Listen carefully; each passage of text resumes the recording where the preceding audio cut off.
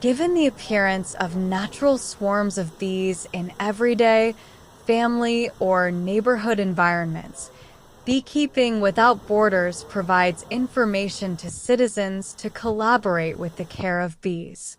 Generally, beekeepers are found in the area to come to the place and rescue them.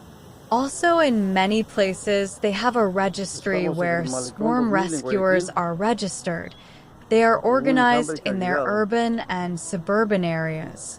Normally, beekeepers leave their phones with the volunteer firefighters and civil defense of each area.